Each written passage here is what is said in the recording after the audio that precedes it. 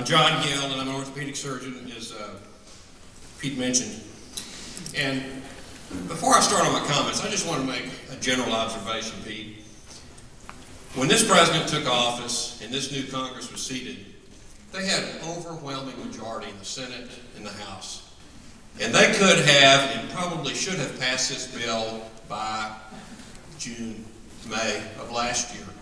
But only because of the persistence of good, strong, honest men like Pete Sessions and his colleagues up in Congress, they alerted the American people to what was going on. You learned more about this piece of legislation than anyone you probably ever have.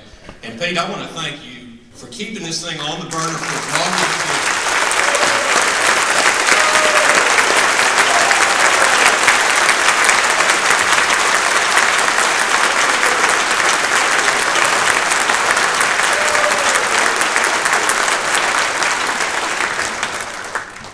You know, it's times like these that remind me of the oft-quoted words of Chairman Mao.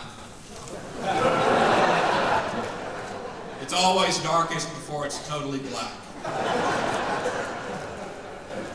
About a year ago, Pete challenged me to work with the group that I chair. It's a healthcare task force, to start meeting with doctors, members of the business community, healthcare professionals, and come up with good ideas for health system reform. We knew this was coming.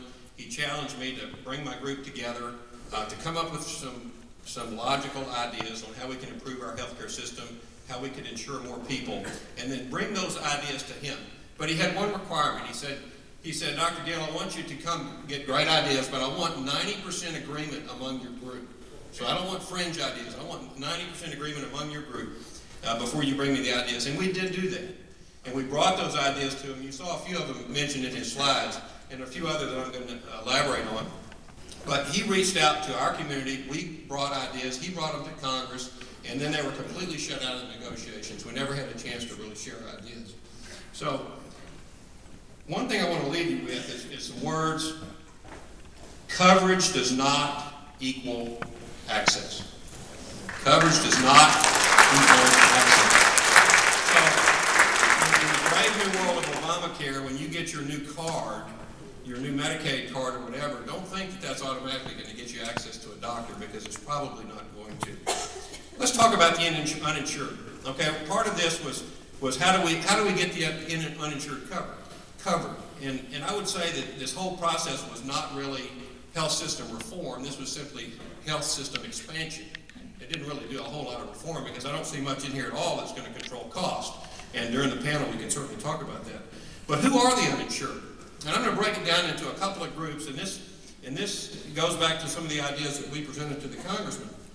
We hear the number of about 45 or 50 million insured thrown around a lot, but I'm going to kind of break it down into a couple of different groups.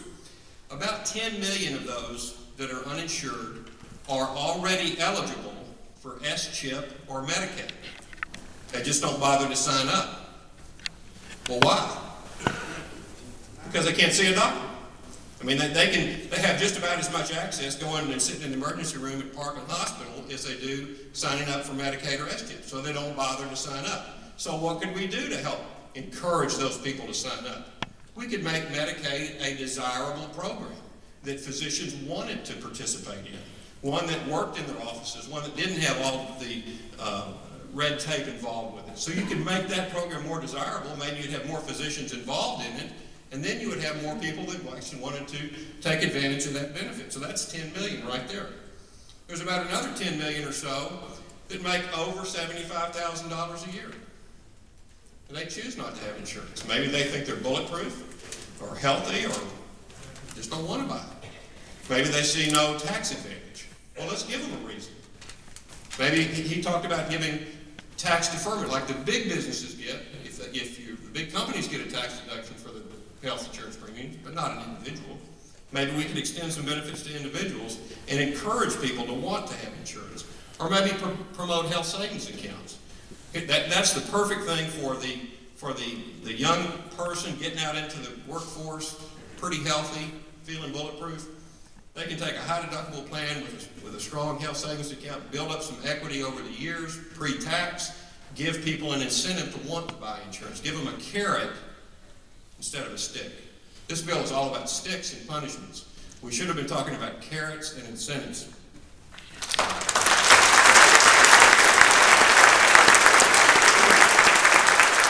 And there's another $10 million that fall into the undocumented or illegal category, okay? And I'm not going to solve that problem. I'm not even going to address it, but suffice it to say, we need to control our borders.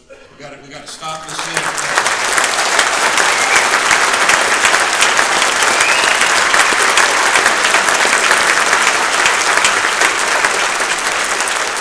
That leaves us with about 15 or 16 million that truly do need our help. They make more than they can qualify for Medicaid. They don't make enough to be able to afford expensive premiums of health insurance. And those are the people that we could help with a tax credit, a fundable tax credit, a subsidy of some sort, so that they can purchase insurance in the free market. I would bet you, and Pete, maybe you have these numbers, it's almost as expensive to the government to put a new person on Medicaid as it would be to just help them buy a Blue Cross or a United or a Humana policy. So if we could move people out of Medicaid into the private sector, strengthen those plans, it would probably cost less than the local.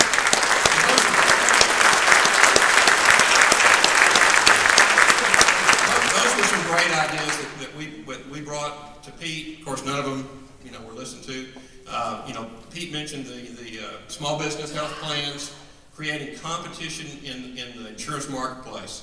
Association health plans, so maybe the Association of Realtors or the Texas Medical Association, other groups could have some purchasing power to get competition. We heard a lot of mention about opening up the state borders to be able to shop for insurance all over the country. Just like you go online, you can shop for a big screen TV anywhere you want to, okay? And what's happened to the price of these products over the years? As the competition mounts, they go down. The quality gets better, the price goes down. And we don't see that. In so many markets, there's only one player to pick from, or two or three insurance companies. Some states have only one carrier. So they need some more competition in their market. So these were all great ideas that were just swept under the carpet and never even considered. So I'll stop now, and I'm going to join the panel again. We'll bring Pete back up, and you can lead our Q&A. Good. Thank you very much.